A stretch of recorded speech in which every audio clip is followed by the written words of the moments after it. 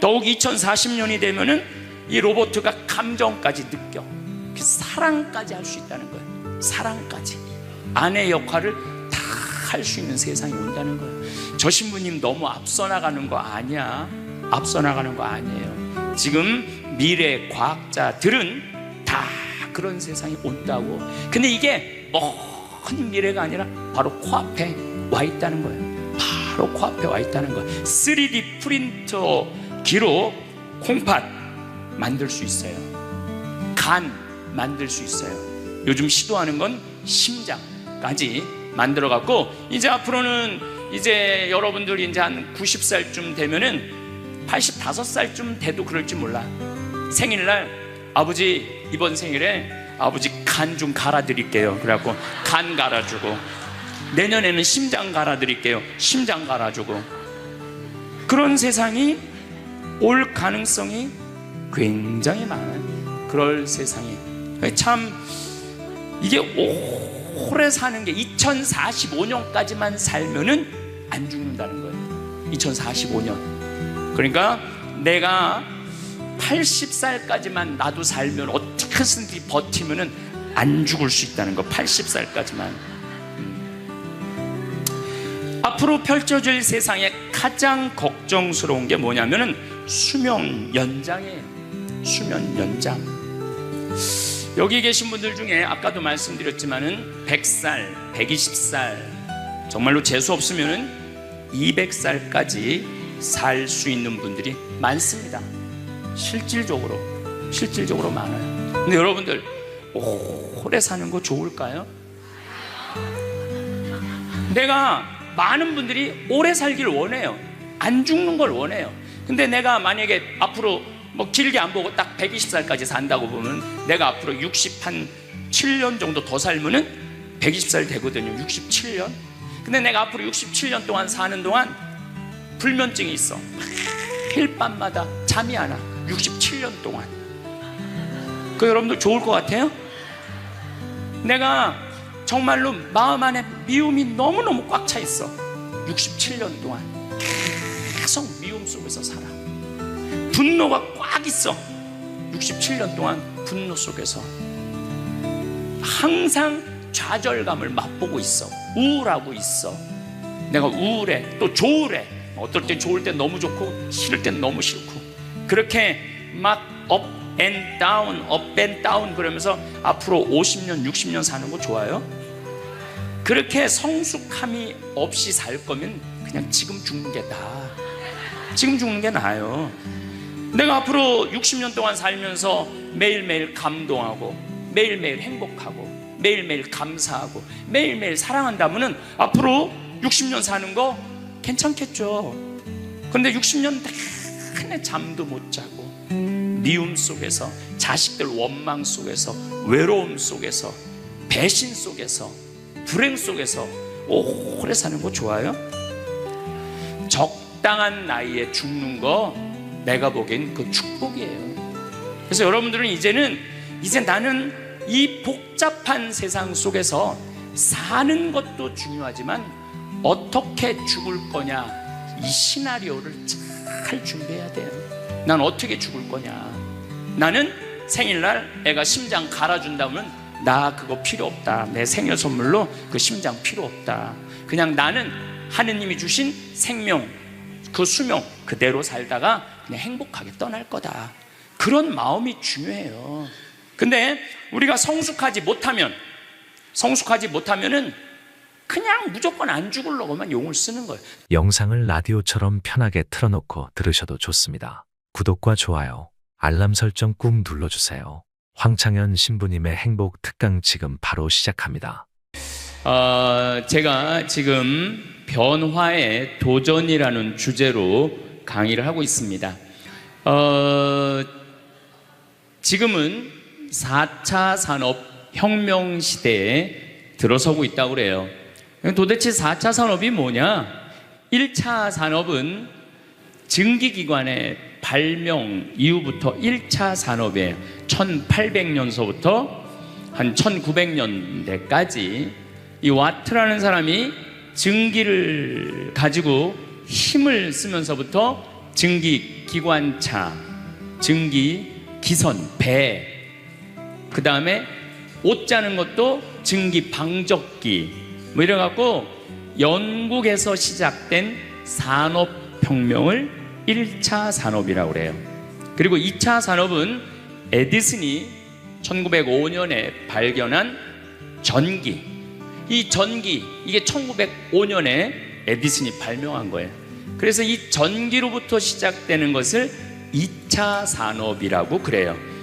지금 우리는 이 전기의 혜택을 다 받고 살죠. 여러분들 전기 다리미, 그 다음에 세탁기, 냉장고, 텔레비전, 전기 아닌 게 하나도 없어요. 여기 계신 분들은 2차 산업의 혜택을 받고 사시는 분들이죠. 그런데 3차 산업은 컴퓨터, 인터넷, 특별히 스티브 잡스가 시작한 스마트폰, 이게 완전히 세상을 완전히 바꿔놓은 거 3차 산업이에요. 그러니까 여러분들은 1차 산업 때는 안 태어났지만은 2차 산업, 3차 산업은 누리고 사시는 분들이에요. 그런데 지금은 무슨 시대로 들어서느냐 하면 4차 산업 시대로 들어서고 있어요. 4차 산업이라는 건 뭐냐면은 인공지능, 로봇, DNA 조작, 이런 완전히 새로운 세상이 펼쳐지고 있죠. 지금 1940년도에 태어나신 분들, 1940년에서 49년 사이에 태어나신 분들 손 들어보세요. 이분들이 제일 복잡한 세상 속에서 살아가는 거예요.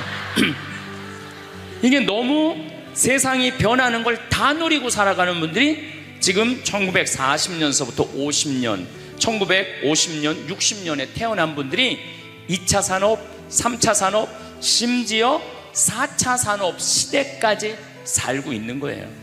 1941년에 이제 내일 모레겠네요. 12월 8일 날 일본이 진주만을 습격을 해요.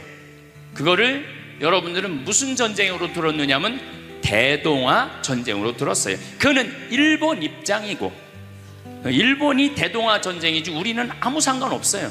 근데 우리는 대동아 전쟁에 내가 그때 고생했다고 그러는데 그건 일본의 속국의 입장이야. 그러니까 그 대동아 전쟁이란 말 우리 쓰지 말아야 돼. 태평양 전쟁이겠지. 미국하고 일본하고 한 전쟁. 그 태평양 전쟁 속에서 태어나갖고 고생이란 고생한 다음 분들이 지금 70대예요. 그 전쟁 끝나고 좀 나은 줄 알았더니 6.25가 또 터졌네.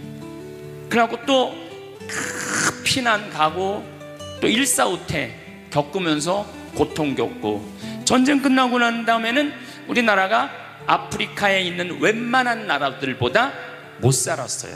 아프리카에 있는 웬만한 나라보다 못 살았어. 전쟁 끝나고 난 다음에 정말로 허리띠 졸라 매가면서 잘 살아보자고, 우리도 한번 잘 살아보자고. 그래갖고 너무 가난한 나라에서 올해 우리가 3만 달러를 넘었을 거라고 그래요. 3만 달러를 넘었으면은 드디어 선진국에 들어서는 거예요. 가장 가난한 나라에서 선진국까지 변화를 여러분들은 경험하고 계신 거예요. 그러니까 여러분들은 너무나 혼란스러운 세상 속에서 이날 이때까지 헤쳐나오고 계신 거예요. 근데 문제는 이제 2020년부터 펼쳐질 4차 산업 시대, 이것까지 살아야 되니까 얼마나 복잡해.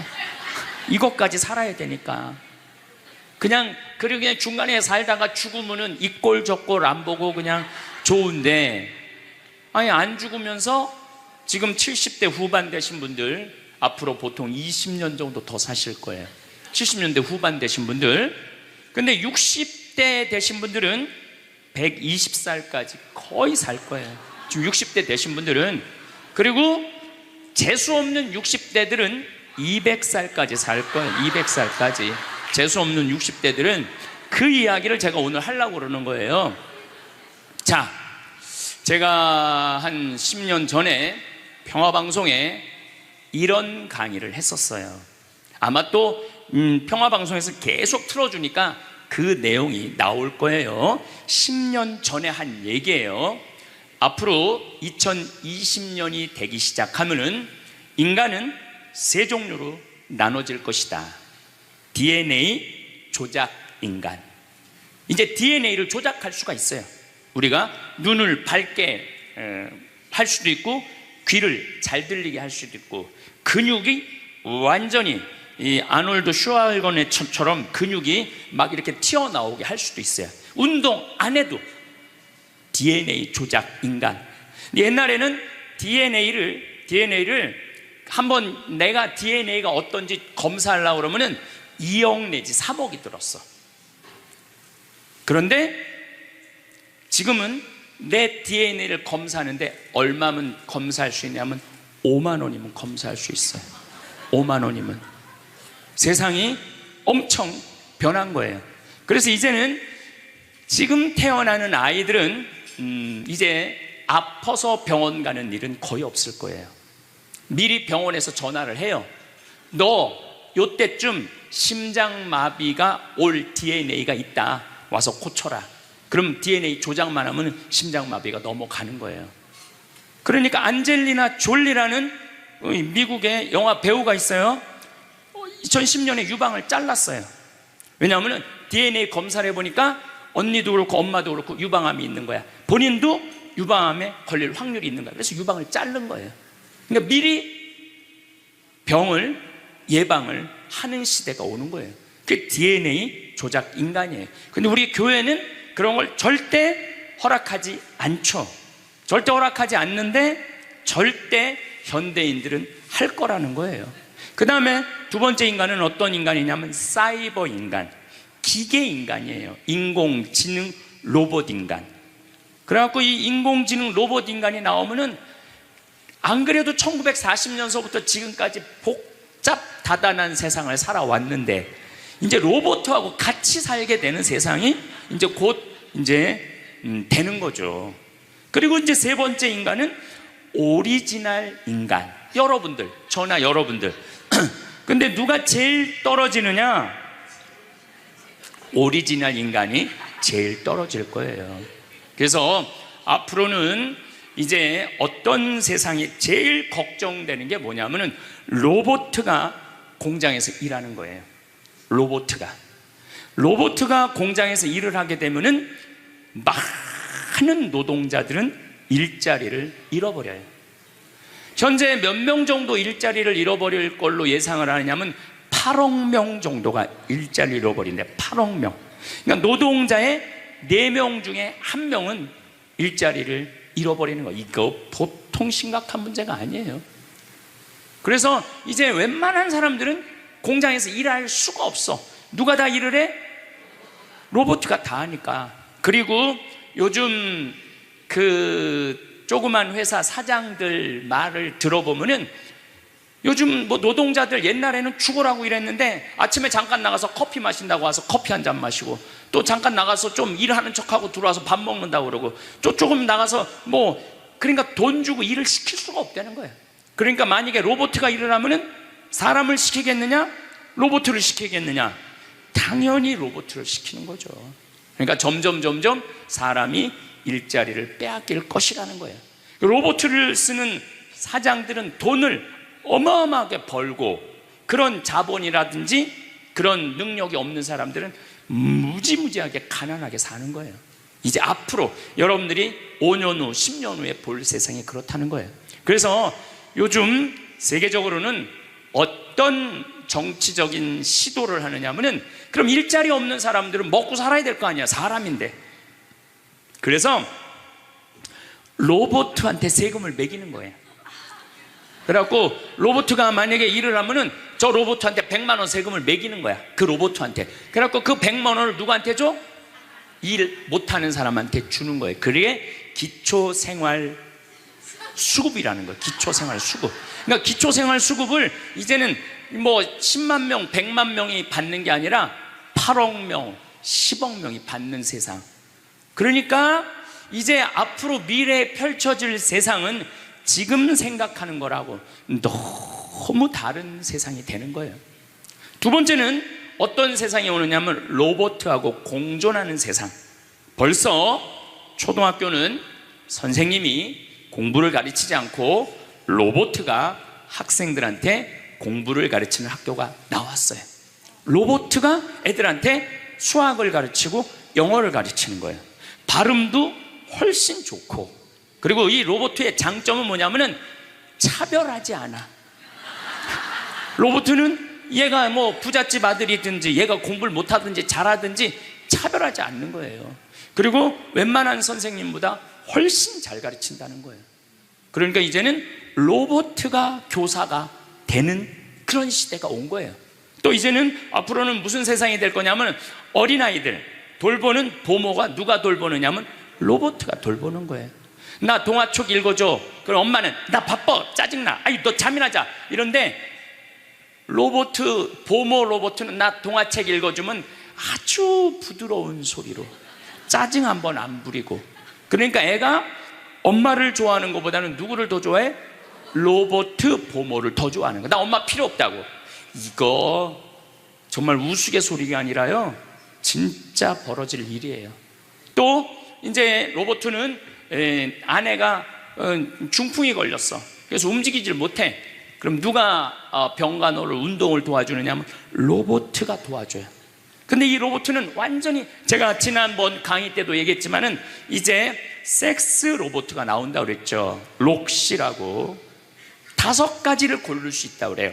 피부색, 키, 성격, 이런 걸 고를 수가 있대. 그러니까 까칠한 여자, 부드러운 여자. 뭐 내가 까칠한 여자 좋아하면 성격 까칠한 로봇을 고르면 되는 거야.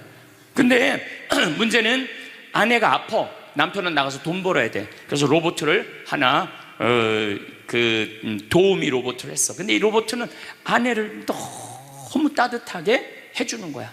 그러니까 아내는 자꾸 남편한테 실망하는 거야. 자기 힘들다고 들어가서 자고. 근데 로봇은 나 좀 주물러 달라 그러면 언제든지 와서 주물러 주잖아요. 그러니까 남편한테 당신 나 필요 없다고, 나 이혼하고 싶다고. 그러니까 로봇하고 사람하고 혼동하는 세상이 오는 거예요. 로봇하고 사람하고. 그리고 더욱 2040년이 되면은 이 로봇가 감정까지 느껴. 사랑까지 할 수 있다는 거예요. 사랑까지. 아내 역할을 다 할 수 있는 세상이 온다는 거예요. 저 신부님 너무 앞서 나가는 거 아니야? 앞서 나가는 거 아니에요. 지금 미래 과학자들은 다 그런 세상이 온다고. 근데 이게 먼 미래가 아니라 바로 코앞에 와 있다는 거예요. 바로 코앞에 와 있다는 거예요. 3D 프린터기로 콩팥 만들 수 있어요. 간 만들 수 있어요. 요즘 시도하는 건 심장까지 만들어 갖고, 이제 앞으로는 이제 여러분들이 이제 한 90살쯤 되면은 85살쯤 돼도 그럴지 몰라. 생일날 아버지 이번 생일에 아버지 간 좀 갈아드릴게요. 그래갖고 간 갈아주고, 내년에는 심장 갈아드릴게요. 심장 갈아주고. 그런 세상이 올 가능성이 굉장히 많아요. 그럴 세상이. 참 이게 오래 사는 게 2045년까지만 살면은 안 죽는다는 거예요. 2045년. 그러니까 내가 80살까지만 나도 살면 어떻게든지 버티면은 안 죽을 수 있다는 거. 80살까지만. 앞으로 펼쳐질 세상에 가장 걱정스러운 게 뭐냐면은 수명 연장이에요. 수명 연장. 여기 계신 분들 중에 아까도 말씀드렸지만은 100살, 120살, 정말로 재수 없으면은 200살까지 살 수 있는 분들이 많습니다. 실질적으로 많아요. 근데 여러분들 오래 사는 거 좋을까요? 내가 많은 분들이 오래 살길 원해요. 안 죽는 걸 원해요.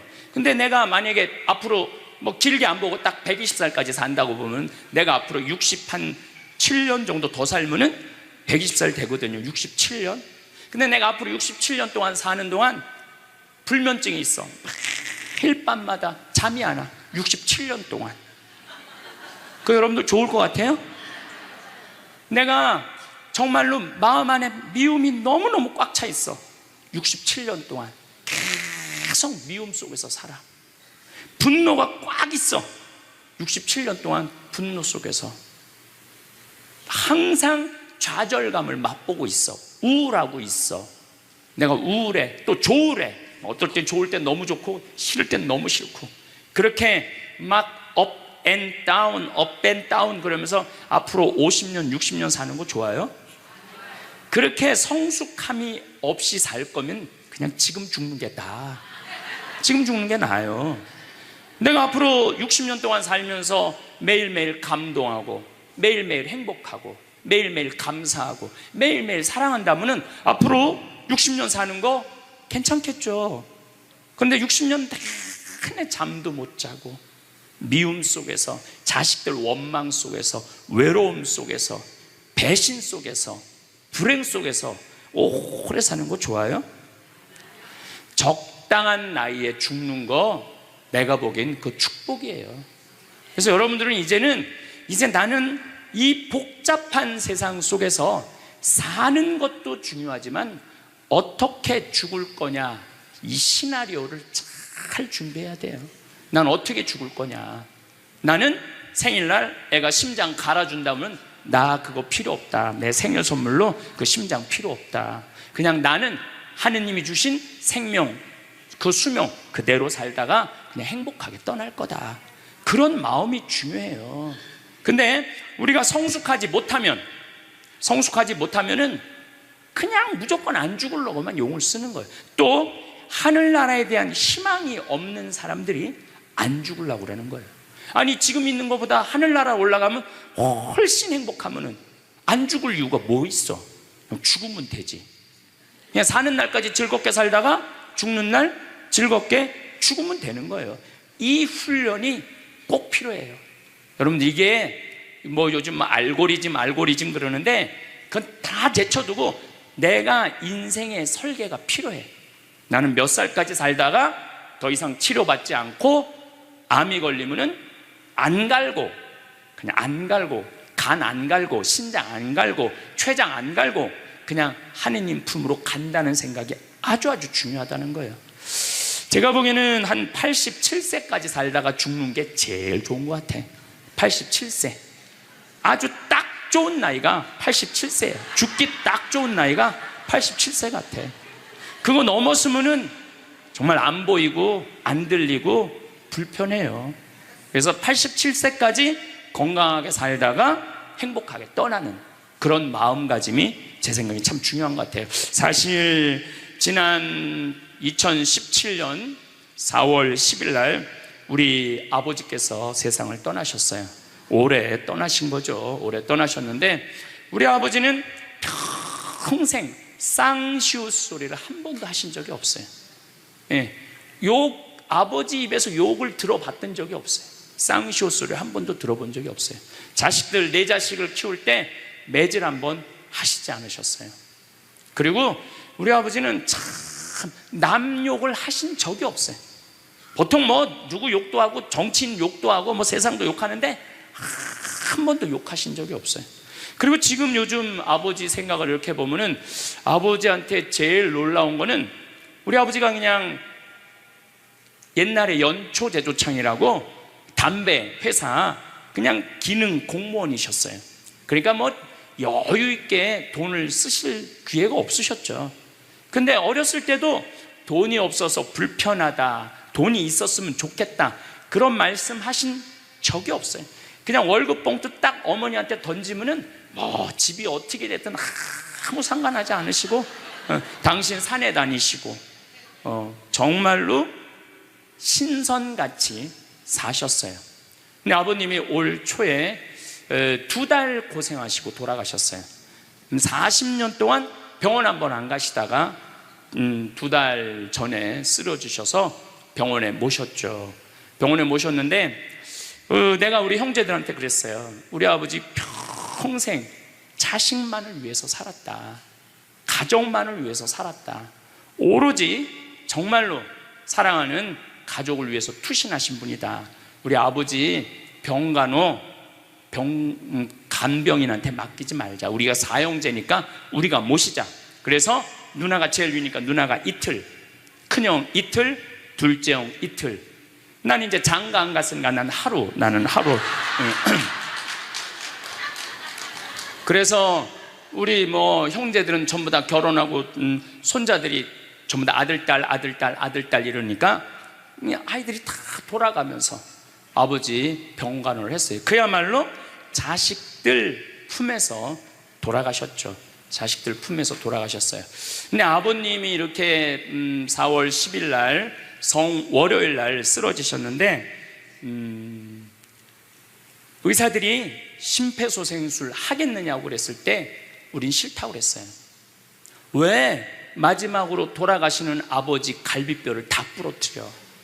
그 정도 쓰러졌으면은 87세에 그 정도 병이시면은 이제 돌아가실 때예요. 근데 많은 경우 돌아가실 때 심폐소생술 하게 돼 있어요. 근데 우리는 원하지 않았어요. 네 자식 다. 그리고 아버님이 이 골수염이라는 이 병을 앓으셨는데 좀 많이 아프신 병이에요, 마지막에. 그래서 내가 아버지 원도 한도 없이 마약 놔드렸어요.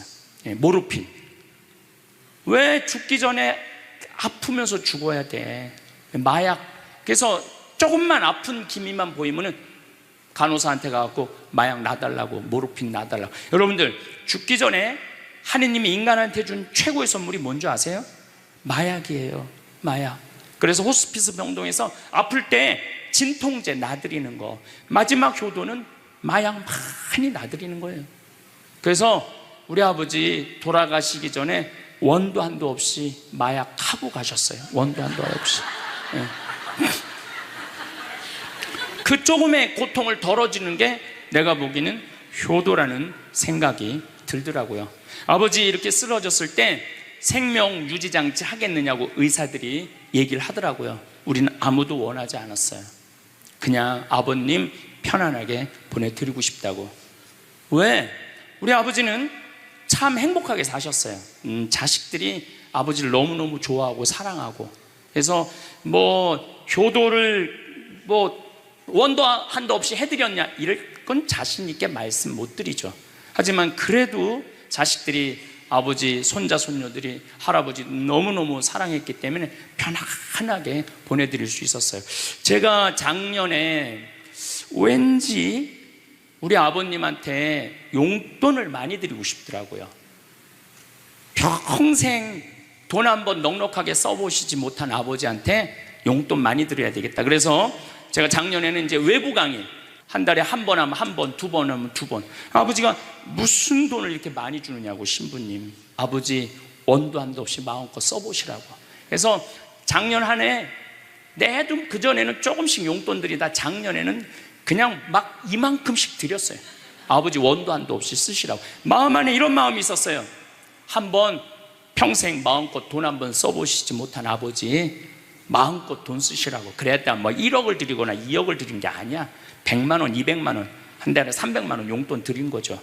그러니까 아버님이 노인정에 그 노인 어르신들 밥 다 사고, 또 우리 자녀들이 그 23명인데 아버지한테 식사하러 가면은 아버지가 밥값을 다 냈대. 우리 누나가 항상 하는 얘기가 아버지 지갑에 항상 100만 원이 있었대요. 그래서 얼마나 기분이 좋아. 아버지 돌아가셨을 때 노인정에서 그랬대요. 물주 세상 떠나서 어떻게 하느냐고 그랬대. 물주 세상 떠나서 어떻게 했느냐고. 아버님이 1년 동안 원도 한도 없이 즐겁게 사시다가 세상 떠난 거예요. 저는 효도도 나중에 한다는 건 다 거짓말이야. 효도하려면 언제 해야 돼? 지금 해야 돼, 지금. 부모님한테 돌아가시고 난 다음에 땅을 치고 통곡하는 거 다 소용없어요. 그냥 내가 지금 할 수 있을 때 최선을 다해서 효도하는 게 크게 효도라는 생각이 들더라고요. 어쨌거나 아버님은 쓰러지신 날 당신 스스로 걸어서 화장실 가셔서 아침까지, 그리고 오후 1시에 쓰러지셨어요. 그래갖고 밤 10시 41분에 돌아가셨어요.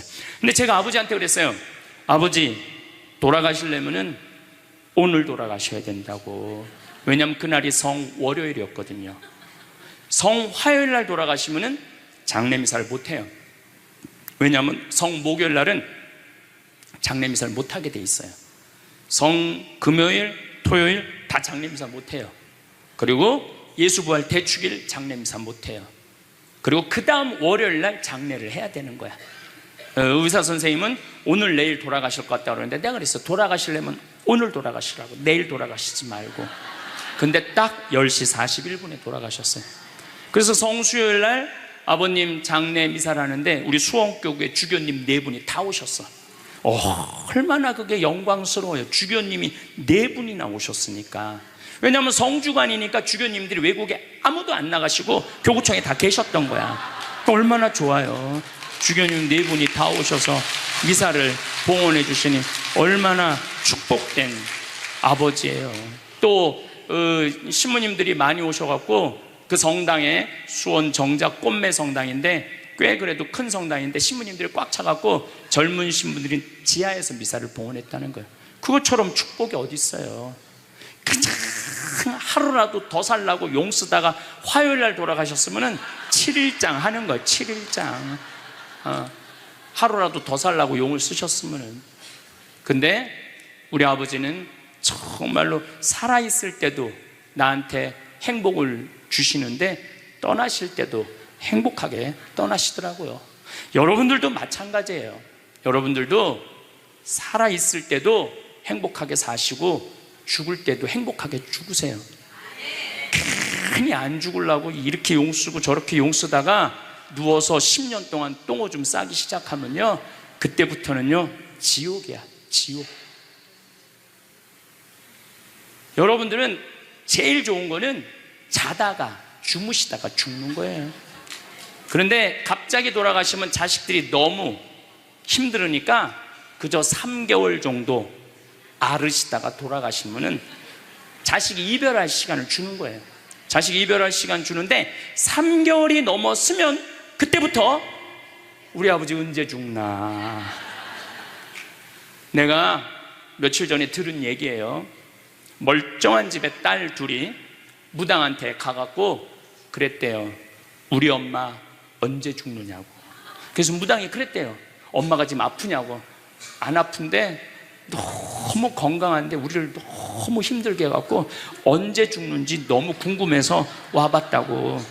이게 부모 자식지간의 일이야. 부모 자식지간의 일이야. 그러니까 여러분들은 이제 자식한테 뭘 기대서 산다는 생각 꿈도 꾸지 말고, 죽을 때도 자식한테 효도받는다는 생각 하지 말고 여러분들이 알아서 미리 써놓으세요. 그 엘리자베스 퀴를러 로스라는 호스피스, 유명한 시카고 대학의 호스피스 박사가 있어요. 이분은 2,500명 죽었다 살아난 사람들, 죽었다 살아난 사람들 여러분들 많은 거 아시죠? 왜 죽었다 살아난 사람들이 많아요?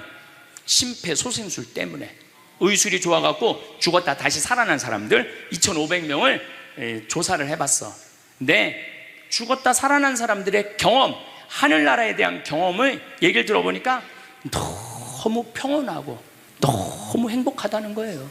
그리고 죽으면은 바로 몸에 빠져나가서 자기를 본대요. 자기를.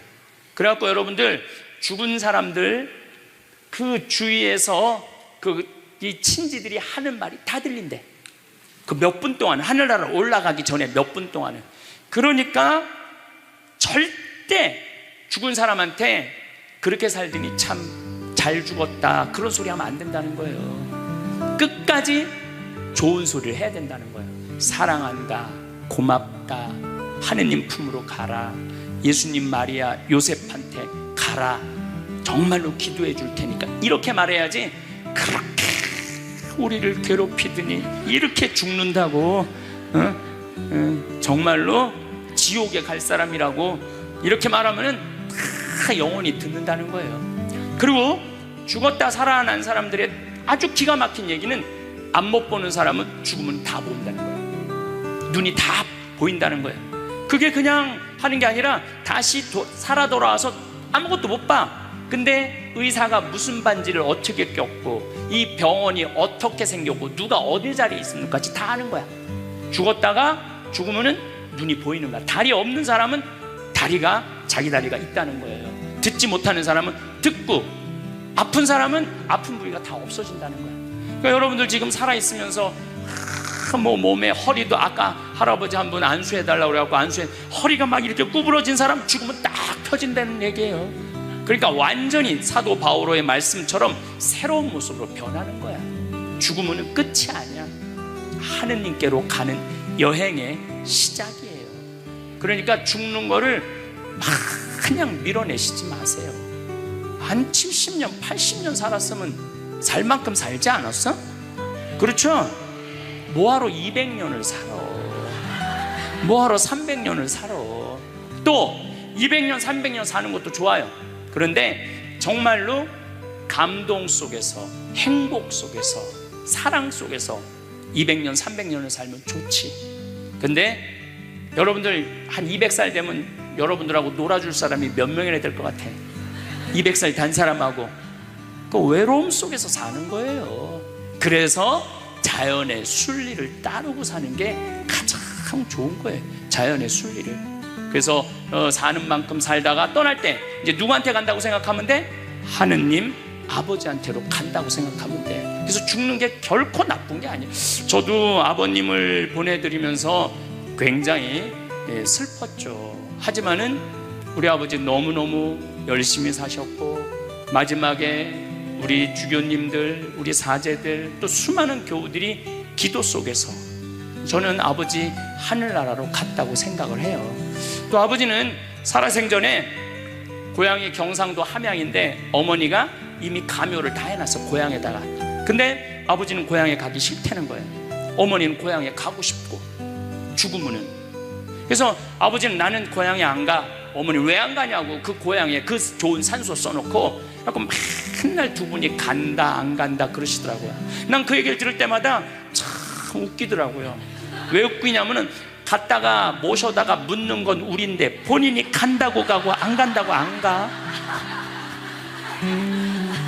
우리가 모시는 대로 가는 거지. 근데 작년에 아버님이 굉장히 건강하셨어요. 오래 쓰러지시기 전에. 근데 아버님 말씀이 제 귀를 울리더라고요. 그래서 우리 천주교 수원교구 안성 천주교 공원묘원에 갔어요. 꼭 우리 후배 신부님한테 제일 좋은 자리를 좀 봐줘라. 딱 갔는데 정말로 산소 자리가 좋더라고요. 그냥 양지 바른데 앞에 우리 아버지가 참 파란 걸 좋아하셨는데 그 아버님 내가 산소 자리 본데 앞에 파란 골프장이 쫙 보여. 얼마나 좋은지. 그래갖고 아무도 몰래, 우리 가족 아무도 몰래 내가 예약을 해놨어요. 그러니까 아버님 돌아가셨을 때 안성 천주교 공원묘 모셨죠. 아버님이 왜 고향에 가기 싫어하셨느냐면은 우리 큰할아버지, 둘째 할아버지가, 셋째 할아버지까지 있었는데 큰할아버지가 딸만 6을 낳았어요. 둘째 할아버지는 아들을 3을 낳았는데 둘째 할아버지 첫째 아들이 우리 아버지야. 근데 1930년, 우리 아버지가 30년생이시니까 87세니까 그때는요, 장손집에 아들이 없으면 8살 이전에 큰아버지 집에 가서 양자로 자라야 돼. 아버지는 그랬던 거예요. 그래서 친어머니 아버지 밑에서 못 자라셨어. 그래 고향이 싫은 거야. 그래서 난 고향에 안 간다고. 근데 제 생각에는 그 아버님의 마음을 헤아려 주는 게 난 예의라는 생각이 들더라고요. 그래서 아버님 원하는 대로 안성에 모셨는데 얼마나 좋은지 몰라요. 어제도 갔다 왔어요. 그냥 오며 가며 가는 길에, 강의 가는 길에 한번 가서 뵙고, 우리 아버님 마지막까지 담배를 피셨어요. 그것 때문에 돌아가신 거지만은, 그래갖고 어제도 담배 한 대 탁 물려드렸어요. 피시라고. 갈 때마다 담배를 한 대씩 물려드리세요.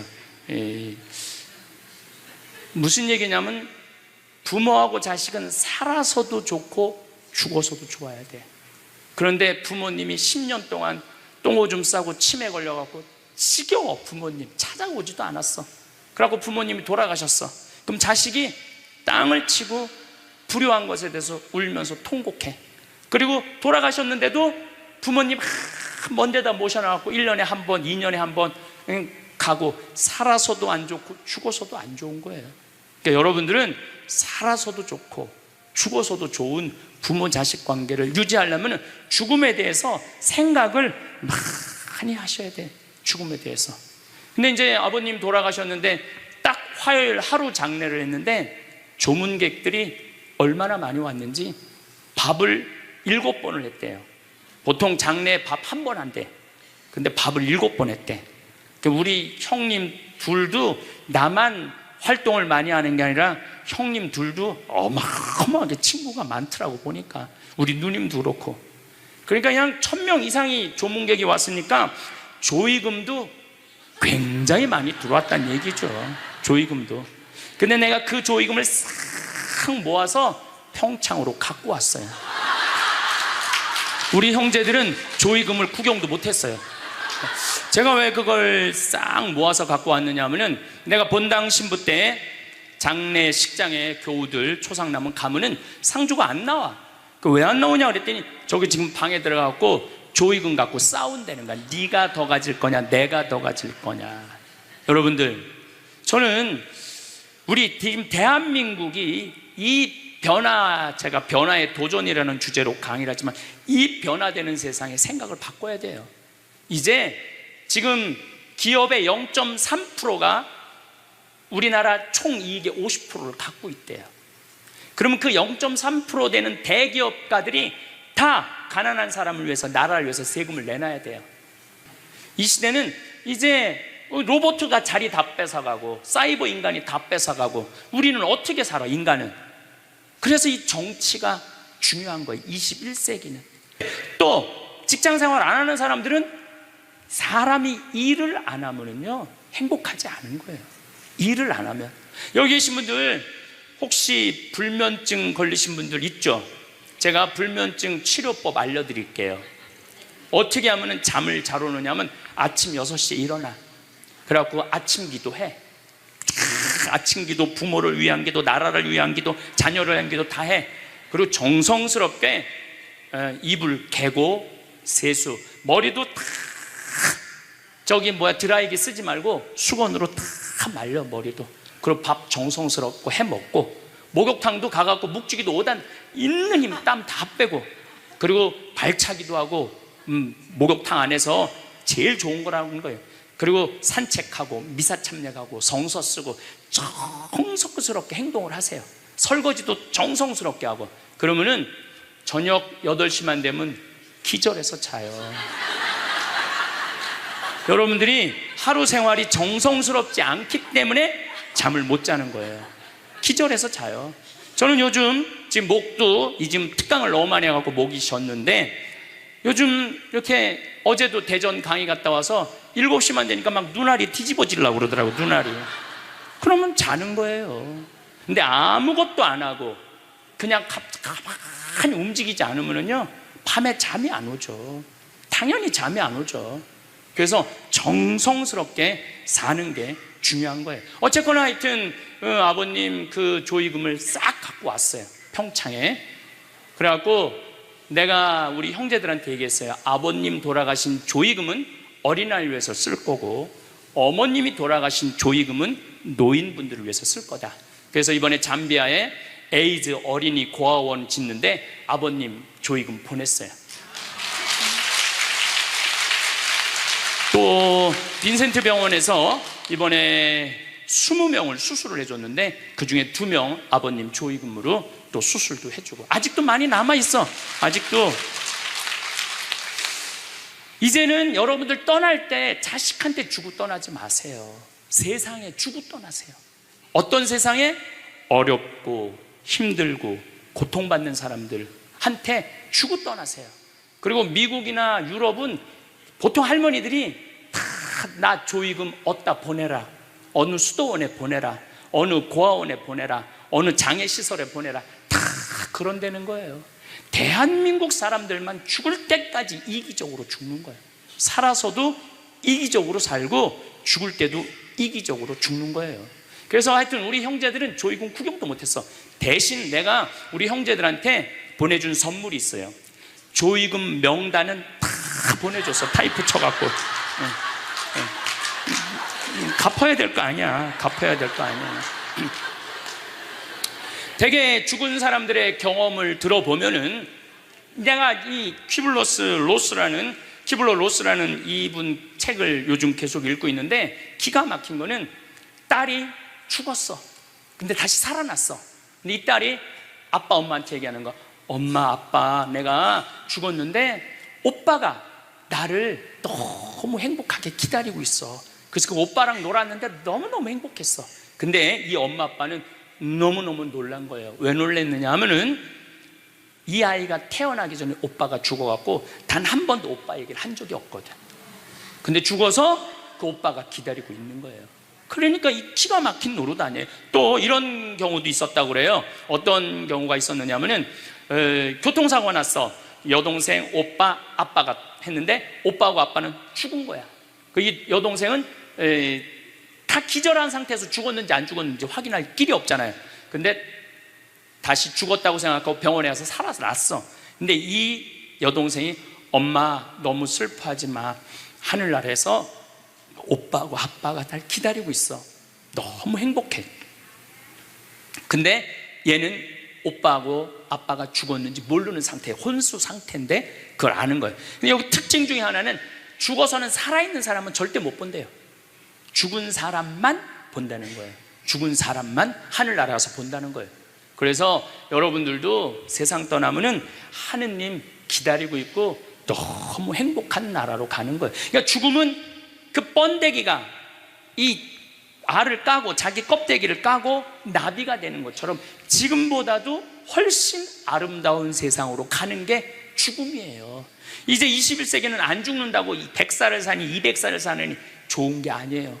100살, 200살 동안 불면증, 우울증, 미움, 분노, 외로움, 심심함으로 사는 것보다 그냥 한 70, 87세까지 살다가 죽어갖고 행복하게 먼저 떠난 사람들하고 하느님 품에서 행복하게 사는 게 좋죠.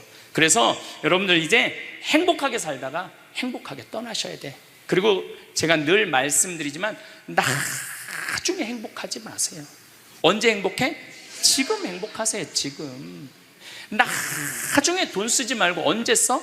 지금 쓰세요. 지금.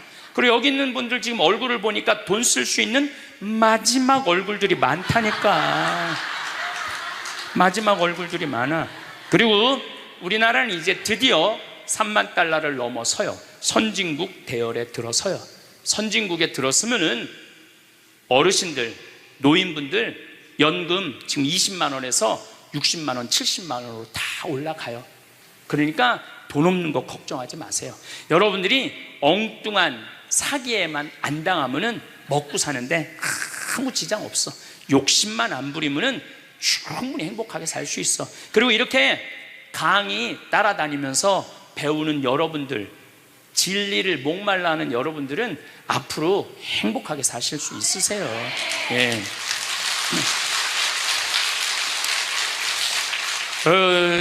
인생의 주인공은 나야. 내 자식이 아니고 내 남편이 아니고 내 아내가 아니야. 내 행복은 누가 책임지느냐 하면 내가 책임지는 거야. 내가 지금 불행한 거는 남편 탓도 아니고 자식 탓도 아니고 누구 탓이야? 내 탓이야. 왜? 나를 위해서 쓰는 법을 배운 적이 없어.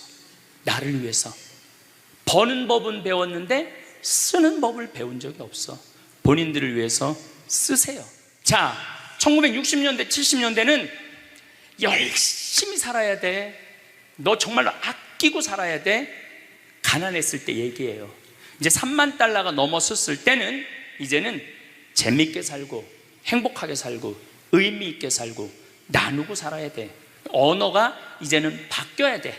그래서 여러분들 정말로 이제는 의미 있고 재미있고 행복하게 생활하시길 바라겠습니다. 오늘은 우리가 살면서 한 번쯤은 궁금해할 수 있는 주제, 환생과 죽음에 대해 이야기해 보려고 합니다. 환생이란 사람이 죽은 후에 다시 태어난다는 생각입니다. 이 개념은 예전부터 여러 나라에서 다양한 방법으로 믿어져 왔습니다. 오늘 영상에서는 환생이 무엇인지, 또 왜 어떤 사람들은 이 개념을 믿고 다른 사람들은 믿지 않는지에 대해 알아볼 것입니다. 마지막으로는 우리가 죽음을 어떻게 준비하면 좋을지에 대해 생각해 볼 것입니다. 영상을 끝까지 시청해 주시고 여러분도 이 주제에 대해 한번 생각해 보길 바랍니다. 먼저 환생에 대해 잘 알려진 사람들의 생각을 알아볼까요?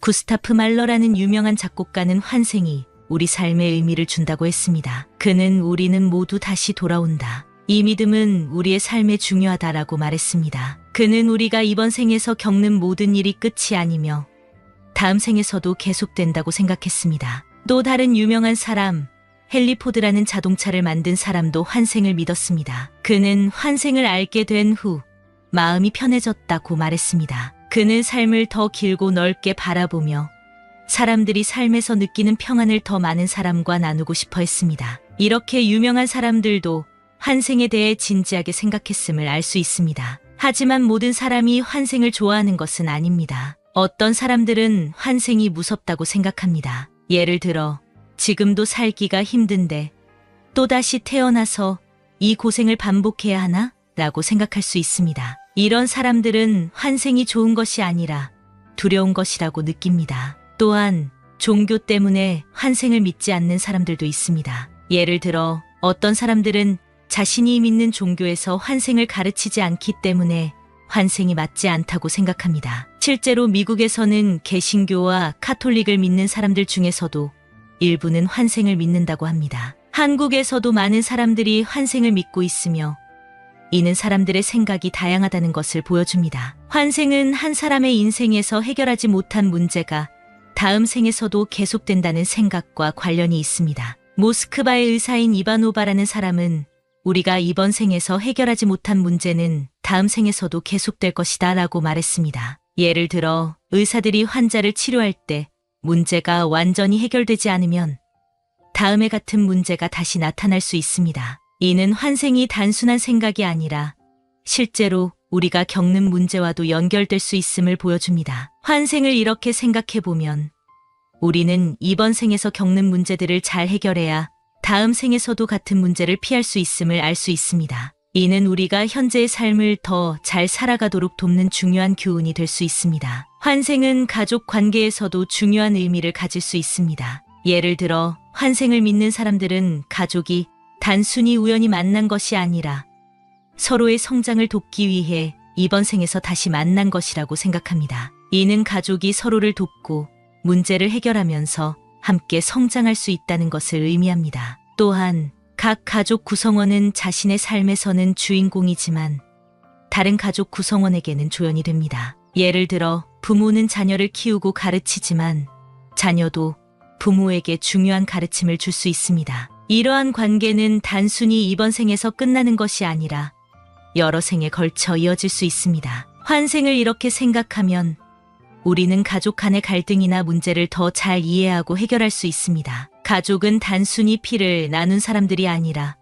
서로의 성장을 돕기 위해 이번 생에서 다시 만난 중요한 인연이라는 것을 깨닫게 됩니다. 하지만 환생에 대해 생각할 때 주의해야 할 점도 있습니다. 예를 들어 자신의 불운이나 행운을 모두 전생의 결과로만 여기고 현재의 문제를 해결하려 하지 않는다면 그것은 문제가 될 수 있습니다. 만약 우리가 가난하거나 병에 걸린 것이 전생의 잘못 때문이라고만 생각한다면 그것을 해결하려는 노력을 하지 않을 수 있습니다. 환생론의 또 다른 위험성은 모든 것을 전생의 탓으로 돌리며 현재의 문제를 회피하는 것입니다. 우리가 지금 겪고 있는 어려움이나 고난을 단순히 전생의 결과로만 생각한다면 그것을 극복하려는 노력이 줄어들 수 있습니다. 이는 우리가 더 나은 삶을 살 기회를 놓치게 만들 수 있습니다. 그래서 환생을 생각할 때는 그것이 현재의 삶을 더 잘 살아가기 위한 동기부여가 되어야 합니다. 우리는 지금 이 순간의 삶을 소중히 여기고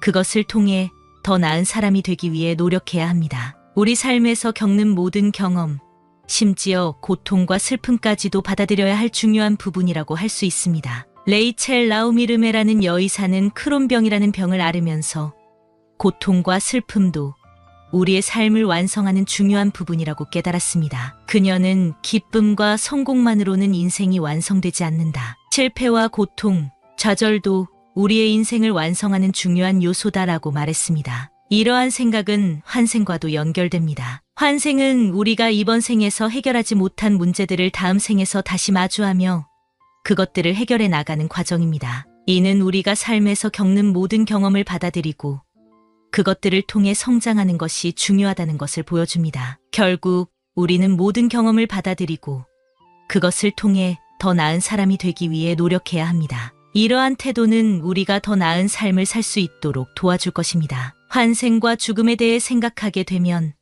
우리는 자연스럽게 죽음을 준비하는 방법에 대해 고민하게 됩니다. 죽음은 우리 모두가 언젠가는 마주해야 할 일이지만 그것을 어떻게 준비하느냐에 따라 우리의 삶이 달라질 수 있습니다. 죽음을 잘 준비하는 것은 단순히 죽음을 받아들이는 것뿐만 아니라 남겨진 사람들에게도 큰 영향을 줄 수 있습니다. 예를 들어 무의미한 연명치료에 집착하지 않고 자신의 삶을 깔끔하게 정리하고 떠나는 것이 중요합니다. 이는 남겨진 가족이나 친구들에게도 큰 의미를 가질 수 있습니다. 또한 자신만의 죽음을 가지는 것이 중요합니다. 이는 자신의 삶을 돌아보며 어떻게 그 삶을 마무리할 것인지 고민하는 과정입니다. 죽음을 준비하는 과정에서 자신이 중요하게 여기는 가치를 반영하는 것이 필요합니다. 우리가 살면서 마주하는 모든 문제와 고통은 삶의 일부분이며 죽음 역시 그 연장선상에 있습니다. 환생과 죽음에 대한 이해는 단순한 종교적 믿음이나 철학적 생각이 아니라 우리의 일상과 삶에 대한 태도에 깊이 영향을 미칩니다. 죽음을 단순히 두려워하지 않고 삶의 자연스러운 일부로 받아들이는 자세는 우리의 삶을 더 풍요롭게 만들 수 있습니다. 오늘의 영상을 통해 여러분도 자신의 삶과 죽음에 대해 다시 한번 생각하시는 하루 되시면 좋겠습니다.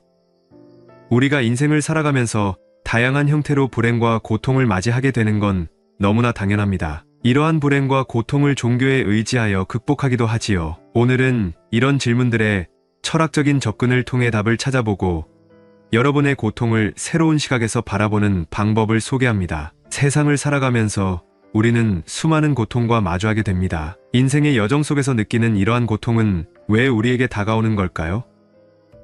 우리는 열심히 공부하고 노력하며 자격증을 따는 등 다양한 방법으로 삶의 질을 높이기 위해 최선을 다하지만 기대한 결과를 얻지 못할 때 느끼는 실망감과 좌절은 이루 말할 수 없습니다. 우리 인간은 어느 누구나 살아가면서 행복을 추구합니다. 그럼에도 불구하고 아이러니하게도 우리가 고통을 느끼는 이유는 바로 그 행복을 추구하는 욕망 때문입니다. 욕망이 충족되지 않으면 우리는 고통을 느끼고 지나치게 충족되면 또 다른 형태의 고통이 찾아옵니다. 예를 들어 배가 고파서 느끼는 고통은 분명하고 과식으로 인해 느끼는 불편함 역시 고통입니다. 이처럼 욕망의 충족이 적절하지 못하면 우리는 고통에 빠지게 되며 이로 인해 우리는 진정한 행복을 찾기 어려워집니다. 그렇다면 이 모든 고통의 원인은 어디에서 오는 것일까요?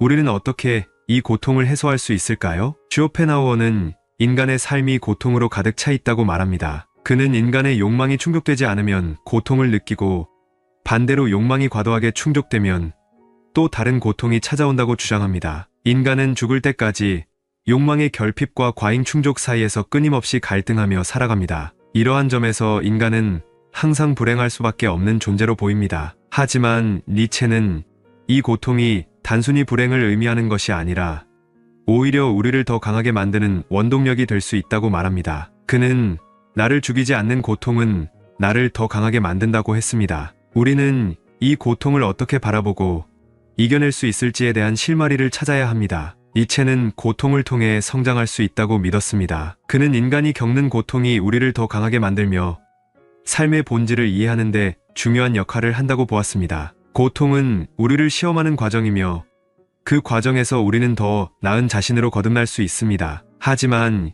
이 과정이 항상 쉬운 것은 아닙니다. 고통이 끝나지 않을 것처럼 느껴질 때 우리는 쉽게 절망에 빠지게 됩니다. 그러나 이 절망 속에서도 우리는 성장할 수 있는 가능성을 찾아야 합니다. 고통을 극복하고 그 과정에서 얻는 지혜가 우리를 더 강하게 만들어줄 것입니다. 쇼펜하우어는 미래의 행복에 집착하지 말고 현재에 집중하라고 말했습니다. 그는 미래에 대한 과도한 기대와 희망이 오히려 더 큰 고통을 초래한다고 보았습니다. 그래서 그는 우리에게 지금 이 순간에 집중하고 현재의 삶을 있는 그대로 받아들이라고 조언합니다. 그의 철학은 많은 사람들에게 공감을 불러일으켰고 지금도 우리에게 중요한 가르침을 줍니다. 니체 역시 삶에서 반복하고 싶은 일들을 선택하며 살아가야 한다고 조언합니다. 이들은 우리에게 고통 속에서 성장하고 더 나은 미래를 만들어가는 법을 가르쳐 줍니다. 우리는 고통 속에서 삶의 의미를 찾아야 합니다. 이 과정은 결코 쉽지 않지만 고통을 통해 우리는 진정한 자신을 발견하고 더 나은 사람으로 성장할 수 있습니다. 삶은 고통의 연속일 수 있지만 그 고통을 통해 우리는 더 나은 자신을 만들어 갈 수 있습니다. 고통은 우리를 시험하는 과정일 뿐입니다. 그 고통을 이겨내고 나면 우리는 더 큰 성장과 행복을 경험할 수 있습니다. 그러니 지금 겪고 있는 고통을 두려워하지 마세요. 그것이 여러분을 더 강하게 만들 것입니다. 세상에는 많은 유혹과 거짓이 존재합니다. 우리는 이런 것들에 쉽게 속아 넘어가기도 합니다. 가령 성공을 미끼로 한 수많은 거짓말들에 우리는 현혹되기 쉽습니다. 쇼펜하우어는 우리가 이러한 거짓 속임수에 넘어가지 않도록 주의해야 한다고 말합니다. 그는 세상에 번지르르한 것들이 많지만 그 속에 감춰진 진실을 꿰뚫어 볼 수 있는 눈을 가져야 한다고 강조합니다. 그리고 마음의 평정을 얻기 위해 우리는 자연의 아름다움을 느끼며 살아야 한다고 조언합니다. 아름다운 풍경은 돈이나 명예, 권력과는 무관하게 누구에게나 똑같이 주어지는 것이기 때문입니다. 이런 작은 행복들을 우리는 놓치기 쉽지만 바로 그 순간이야말로 진정한 행복을 느낄 수 있는 순간입니다. 20대 청년들이 느끼는 불행의 대부분은 비교에서 비롯된다고 합니다. 남들과 자신을 비교하며 생기는 불안과 좌절은 결국 자신을 갉아먹게 됩니다. 쇼펜하우어는 이런 비교에서 벗어나기 위해 자신만의 삶을 살아가라고 조언합니다. 우리는 남들과 비교하는 것이 아니라 자신만의 길을 걸어가야 합니다. 남들과의 비교는 우리에게 불행만을 가져다 줄 뿐입니다. 그러므로 자신의 가치와 삶을 믿고 그 길을 걸어가는 것이 중요합니다. 니체는 우리가 사는 삶을 영원히 반복해서 살 수 있는 것처럼 살아야 한다고 말했습니다. 다시 태어나도 이 삶을 선택할 수 있느냐고 스스로에게 물어보라는 것입니다. 이런 기준으로 본다면 우리가 지금 하고 있는 일이 진정으로 우리에게 의미가 있는지, 우리가 만나는 사람들이 진정으로 우리에게 중요한 사람들인지 다시 한번 생각해 보아야 합니다. 우리의 삶은 우리가 선택한 일들과 사람들로 이루어집니다. 그러므로 우리는 우리 자신에게 진정으로 중요한 것들을 선택하며 살아가야 합니다. 삶에서 중요한 것은 우리 자신이 진정으로 원하는 것이 무엇인지 아는 것입니다. 우리는 삶에서 여러 가지 어려움과 고통을 겪습니다. 그 고통을 통해 우리는 성장할 수 있습니다. 그러니 지금 겪고 있는 고통을 두려워하지 마세요. 그것이 바로 여러분을 더 강하게 만들 것입니다. 우리는 그 고통 속에서 진정한 행복을 찾을 수 있습니다. 삶은 고통의 연속일 수 있습니다. 그러나 그 고통을 이겨내고 나면 우리는 더 큰 행복과 성장을 경험할 수 있습니다. 이 영상이 여러분에게 조금이라도 인생의 의미를 찾는데 도움이 되기를 바랍니다. 여러분의 고통이 결코 헛되지 않음을 기억하시면 좋겠습니다. 이러한 내용들을 참고하시어 삶의 지혜를 얻고 마음 평안을 누리시면 좋겠습니다. 오늘 영상 도움 되셨다면 구독, 좋아요, 알람 설정 꾹 눌러주시고 이 영상을 소중한 분들께도 공유해주세요. 다음에 더 좋은 영상으로 찾아뵙겠습니다. 감사합니다. 동글동글 콩으로 만든 청국장 동글동글 콩으로 만든 청국장 찌개로도 먹고요 가루는 생수에도 타서 먹어요 우리 모두 건강을 챙겨봐요 생태맘 청국장 동글동글 콩으로 만든 청국장 동글동글 콩으로 만든 청국장 성필립 보생태마을 생태맘장터의 청국장 가루가 유명합니다. 구매하시면 인생 스케치 채널과는 무관하며 성필립 보생태마을의 국내외 비영리 활동에 도움이 됩니다.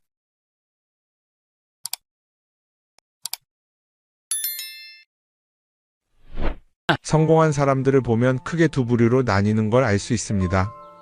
하나는 자신이 성공했다고 여기저기 떠벌리고 다니는 사람들, 그리고 또 하나는 조용히 아무 말 없이 자기 삶을 사는 사람들입니다. 우리는 흔히 성공을 하면 자연스럽게 자랑하고 싶어질 거라고 생각하죠. 좋은 차를 사고 비싼 시계를 차고 SNS에 멋진 사진을 올리고 싶을 겁니다.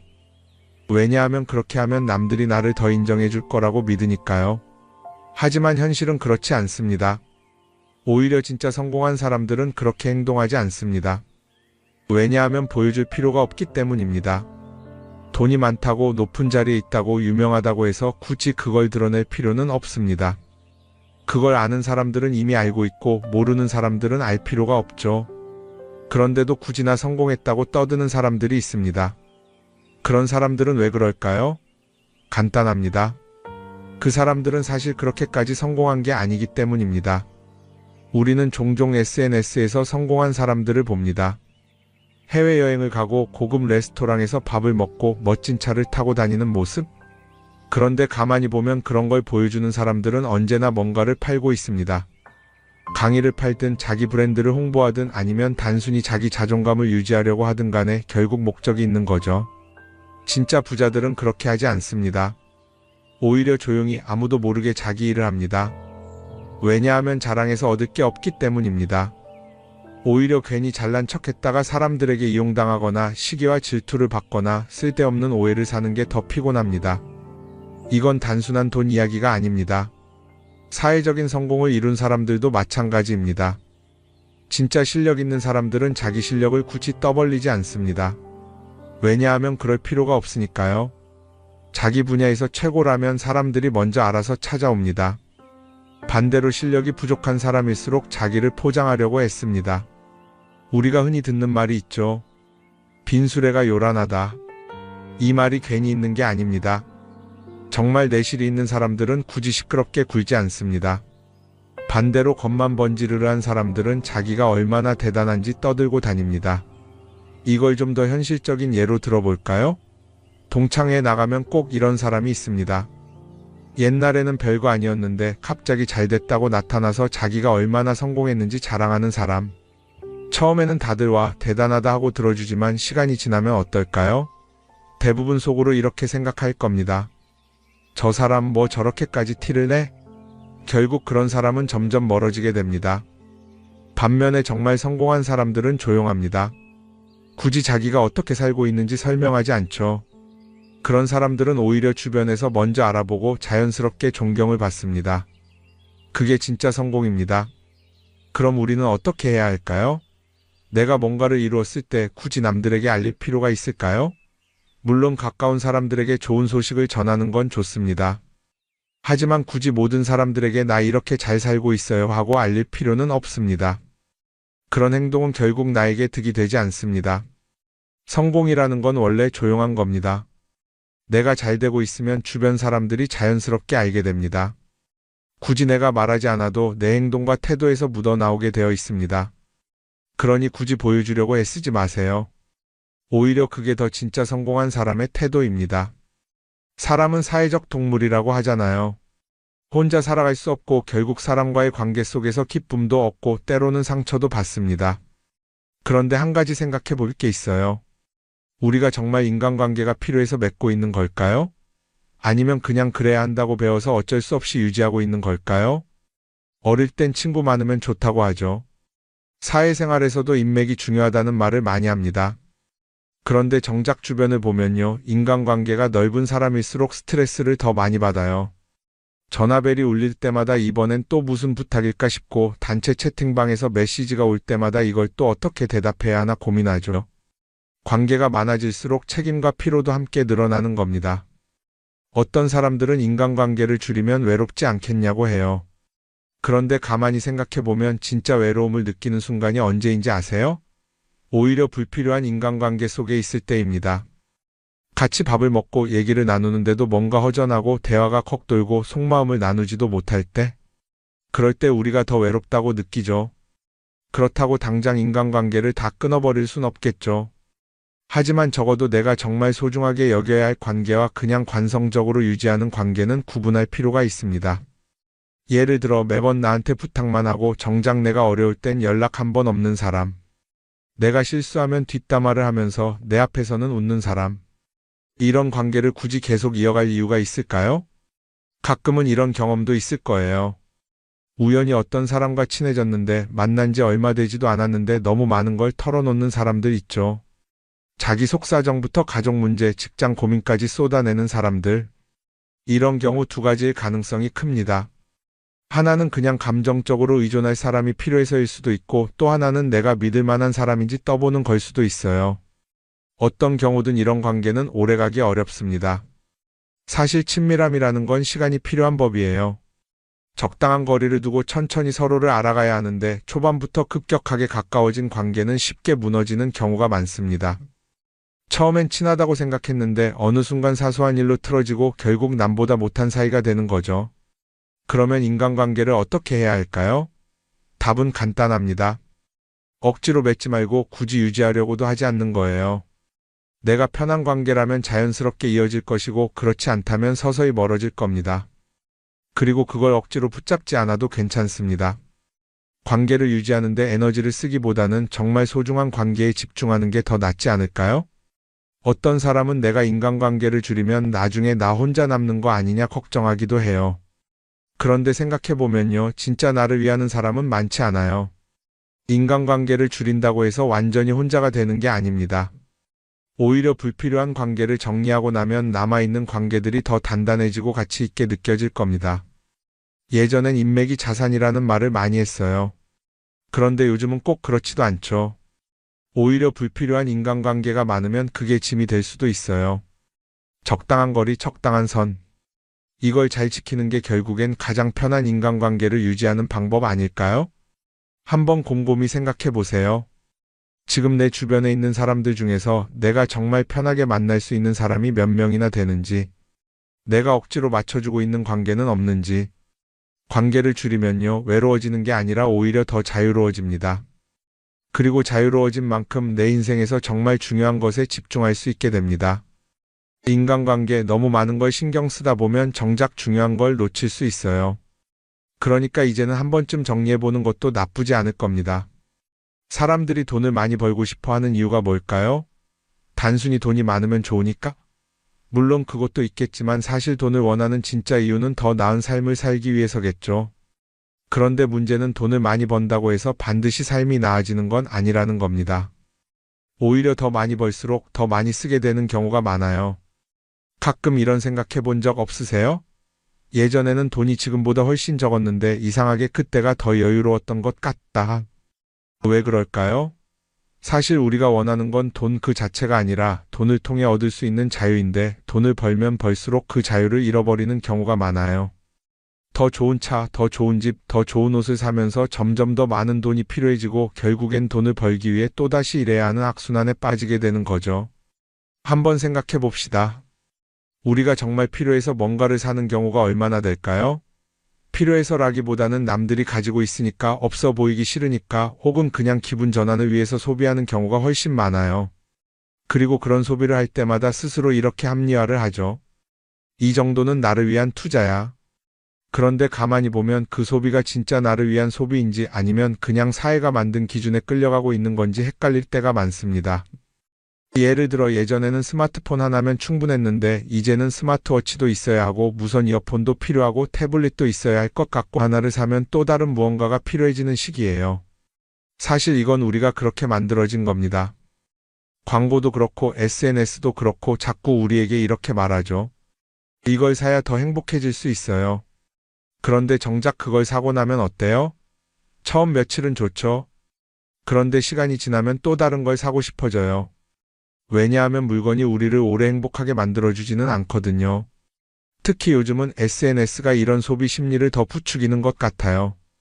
예전에는 친구들끼리 만나서 나 새로 샀어 하고 자랑하는 게 전부였는데 이제는 SNS에 올리면서 전 세계 사람들에게 보여주잖아요. 그러다 보니까 남들도 다 뭔가를 사서 올리고 나도 따라해야 할 것 같은 기분이 드는 거예요. 그런데 중요한 건 그 사람들도 사실은 나와 똑같은 기분이라는 겁니다. 내가 남을 부러워하는 만큼 나도 누군가에게 부러움을 사려고 애쓰고 있는 거죠. 결국 끝없는 비교와 소비 속에서 진짜 중요한 걸 놓치게 되는 겁니다. 한번 이렇게 생각해보면 어떨까요? 만약 내가 지금부터 딱 1년 동안 불필요한 소비를 하지 않는다면 내 삶이 어떻게 변할까? 아마 처음에는 답답할 수도 있어요. 사고 싶었던 걸 참아야 하니까. 그런데 그걸 몇 번 참고 나면 어느 순간 깨닫게 될 겁니다. 내가 굳이 이걸 안 사도 괜찮네? 그렇게 불필요한 소비가 줄어들면 자연스럽게 돈이 쌓이겠죠. 그런데 돈이 쌓이는 것보다 더 중요한 게 있어요. 바로 마음의 여유가 생긴다는 겁니다. 돈을 쓰지 않는다고 해서 불행해지는 게 아니라 오히려 소비로부터 자유로워지면서 진짜 행복을 찾을 수 있어요. 물론 이걸 실천하는 게 쉽지는 않겠죠. 우리 주변에는 소비를 부추기는 것들이 너무 많으니까요. 하지만 적어도 이런 건 해볼 수 있습니다. 뭔가를 사고 싶을 때 한 번만 스스로에게 물어보는 거예요. 이게 정말 나한테 필요한 걸까? 아니면 그냥 순간적인 욕심일까? 만약 그 질문을 던졌을 때 5초 안에 당연히 필요하지 라는 답이 나오지 않는다면 사실 그건 없어도 되는 물건일 가능성이 큽니다. 정말 필요한 건 고민할 필요도 없이 바로 떠오르거든요. 그러니까 이제는 한 번쯤 생각해 봐야 할 것 같아요. 나는 지금 내가 원하는 삶을 살고 있는 걸까? 아니면 남들이 만든 기준에 맞추기 위해 내 시간을 팔고 있는 걸까? 소비를 줄인다는 건 단순히 돈을 아끼는 게 아닙니다. 그건 결국 내 삶의 선택권을 되찾는 일이거든요. 돈을 많이 버는 것도 중요하지만 더 중요한 건 그 돈을 어떻게 쓰느냐입니다. 그리고 때로는 아무것도 사지 않는 게 최고의 선택일 수도 있어요. 우리는 요즘 SNS 없이 사는 게 거의 불가능한 시대에 살고 있죠. 아침에 눈 뜨자마자 휴대폰을 확인하고 출근길에도 SNS를 보고 잠들기 전까지도 계속 들여다봅니다. 그러면서 남들이 어떻게 사는지 보고 나도 모르게 비교하게 되고 때로는 초조해지기도 하죠. SNS에 올라오는 사진들 한번 보세요. 맛집에서 멋진 음식을 먹고 해외여행을 다니고 좋은 옷을 입고 성공한 삶을 사는 사람들. 그런데 가만히 보면 이 사람들이 정말 행복해서 저런 사진을 올리는 걸까요? 아니면 그냥 행복해 보이고 싶은 걸까요? 실제로 SNS에 가장 많이 올라오는 사진이 뭔지 아세요? 남들이 부러워할 만한 순간들입니다. 집에서 편하게 쉬고 있는 모습이나 출근길에 지친 얼굴, 어제 먹다 남은 배달 음식 사진 같은 건 잘 안 올리죠. 대신 멋진 레스토랑, 명품 가방, 고급 호텔 같은 것들이 올라옵니다. 왜 그럴까요? 결국 SNS는 보여주기 위한 공간이기 때문입니다. 여기서 중요한 게 있어요. 우리가 SNS에서 보는 건 그 사람의 삶 전체가 아니라 편집된 일부 장면이라는 겁니다. SNS는 마치 한 편의 다큐멘터리나 영화처럼 잘 꾸며진 장면들만 보여줍니다. 그런데도 우리는 그걸 보면서 아, 저 사람은 나보다 더 행복하구나 하고 착각하죠. 예를 들어 SNS에서 한 친구가 해외여행을 가서 아름다운 풍경을 찍어 올렸다고 해볼게요. 우리는 그걸 보면서 부럽다, 나도 저렇게 살고 싶다라고 생각하겠죠. 그런데 정작 그 친구는 사진을 찍고 나서도 일 때문에 스트레스를 받고 있을 수도 있고 여행 비용을 감당하느라 카드가 걱정을 하고 있을 수도 있습니다. 그 부분은 우리는 알 수가 없죠. 그런데 문제는 이렇게 남들과 비교하는 습관이 쌓이면 결국 내 삶이 초라하게 느껴진다는 겁니다. 원래는 그냥 조용히 살아도 괜찮았는데 SNS를 보고 나면 나만 뒤처지는 것 같고 뭔가를 더 해야 할 것 같고 괜히 불안해지죠. SNS는 기본적으로 사람들의 비교 심리를 자극합니다. 남들이 가진 걸 나도 갖고 싶게 만들고 남들이 하는 걸 나도 해야 할 것 같은 기분이 들게 만들죠. 그러다 보니 필요하지도 않은 걸 사게 되고 무리해서라도 화려한 곳에 가게 되고 남들에게 보여주기 위해 사는 삶을 살게 됩니다. 그럼 어떻게 해야 할까요? 사실 정답은 간단합니다. SNS에서 보이는 것들을 곧이곧대로 믿지 않는 것입니다. 그리고 더 중요한 건 남과 비교하는 걸 멈추는 것이에요. 어떤 사람이 비싼 차를 타고 다닌다고 해서 그 사람이 꼭 행복한 건 아닙니다. 좋은 차를 타고 다니지만 밤마다 사업 걱정에 잠 못 이루는 사람도 많아요. 반대로 대중교통을 이용하지만 마음 편하게 사는 사람도 있죠. 결국 행복은 보이는 것이 아니라 느끼는 것입니다. SNS를 덜 보면 덜 불행해진다는 연구 결과도 있어요. 하루 종일 남의 삶을 보면서 비교하는 시간을 줄이면 내 삶에 집중할 수 있는 시간이 많아지는 겁니다. SNS를 완전히 끊을 필요는 없지만 최소한 그 안에 있는 것들이 전부 진짜라고 생각하지 않는 태도는 필요합니다. 우리는 누구나 자신만의 속도로 살아가고 있어요. 남들은 남들대로 사는 거고 나는 나대로 살면 됩니다. SNS에서 남들의 화려한 모습을 볼 때마다 한 번쯤 이렇게 생각해 보세요. 이건 그 사람이 보여주고 싶은 삶일 뿐이다. 그러면 조금은 편해질 겁니다. 사람들은 다들 자기 인생을 살아간다고 생각하죠. 그런데 가만 보면 정말 자기 인생을 사는 사람이 얼마나 될까요? 많은 사람들이 사실은 남이 만들어 놓은 기준에 맞춰서 살고 있어요. 좋은 대학, 좋은 직장, 좋은 차, 좋은 집. 다들 이런 걸 목표로 삼지만 정작 내가 원하는 삶이 뭔지 깊이 생각해 본 적이 없는 경우가 많아요. 이건 어릴 때부터 교육받아온 방식과도 관련이 있어요. 우리는 어릴 때부터 이렇게 살아야 한다는 틀 안에서 자라죠. 공부 열심히 해서 좋은 성적을 받아야 하고 좋은 직장을 가져야 하고 결혼도 적당한 때에 해야 하고 마치 인생이 정해진 수순이라도 있는 것처럼요. 그러다 보니 나 스스로 정말 원하는 걸 고민하기보다는 그냥 남들이 정해놓은 목표를 따라가게 돼요. 그런데 이렇게 남의 기준에 맞춰서 살다 보면 어느 순간 공허함을 느끼게 됩니다. 이게 정말 내가 원했던 삶인가? 하는 의문이 들 때가 오죠. 어릴 땐 성적이 목표였고 사회에 나와서는 연봉이 목표였고 결혼하고 나서는 아이 교육이 목표였는데 그 목표를 이루고 나면 허무한 거예요. 계속 뭔가를 이루긴 했는데 정작 나는 어디에 있는지 모르겠는 거죠. 진짜 중요한 건 내가 원하는 게 뭔지를 아는 것이에요. 그런데 이게 쉽지 않죠. 오랫동안 남의 기준대로 살아왔기 때문에 막상 내가 정말 원하는 게 뭐지? 하고 물어보면 선뜻 대답하기 어려운 경우가 많아요. 하지만 이 질문을 하지 않으면 우리는 평생 남이 정한 기준 속에서 살게 됩니다. 그럼 어떻게 해야 할까요? 첫 번째로 필요한 건 내가 왜 이런 생각을 하게 됐는지 스스로 점검하는 거예요. 예를 들어 내가 비싼 차를 사고 싶다고 생각한다면 그게 정말 내 필요 때문인지 아니면 남들에게 잘 보이기 위해서인지 한번 따져봐야 해요. 만약 남들이 나를 어떻게 볼까 하는 게 더 중요하다면 그건 내 기준이 아니라 사회가 만들어 놓은 기준일 가능성이 큽니다. 두 번째는 다른 사람의 의견에 휘둘리지 않는 연습을 하는 거예요. 우리는 살아가면서 끊임없이 남들의 평가를 받죠. 그 나이에 그런 걸 시작한다고? 지금 그게 가능하겠어? 이런 말들이 우리를 흔들어 놓습니다. 그런데 그런 말에 신경 쓰다 보면 결국 아무것도 하지 못하게 돼요. 중요한 건 남들이 뭐라고 하든 내가 결정하는 거예요. 물론 남의 조언을 들을 수도 있고 참고할 수도 있죠.